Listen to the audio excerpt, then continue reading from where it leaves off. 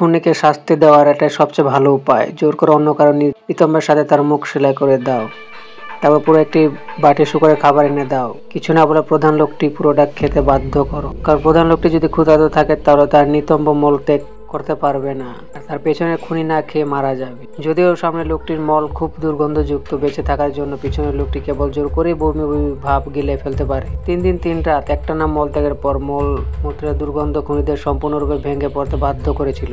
হতাশায় তারা এখনো প্রতিরোধ করতে চেয়েছিল, কিন্তু এখনো তাদের মুখে তাদের নিতম্বের সাথে শক্ত করে সেলাই করা হয়েছিল। খুনিরা যতই লড়াই করুক না কেন তার বৃথা ছিল। সবাই যাতে ভালোভাবে খেতে পারে তা নিশ্চিত করার জন্য বিবেক ওয়ার্ডের প্রতিদিন তাদের নিতম্ব সাবধানে পরীক্ষা করার জন্য অর্থ ব্যয় করতেন। যদি তিনি এমন কাউকে খুঁজে পেতেন না যে মুখ খুলতে অস্বীকার করে, তাহলে তার জন্য অপেক্ষা করছে একটি বাদাম। এভাবে খুনিদের প্রতিদিন কারাগারে পাঠানো হয়। প্রথমে সে ভেবেছিল কারারক্ষীরা তার কিছুই করতে পারবে না। সে ওয়ার্ডেনকে পাগলের মতো উত্তেজিত করে তুলেছিল, কিন্তু পরবর্তী দৃশ্যটি তার জন্য অবসরণীয় হয়ে থাকবে।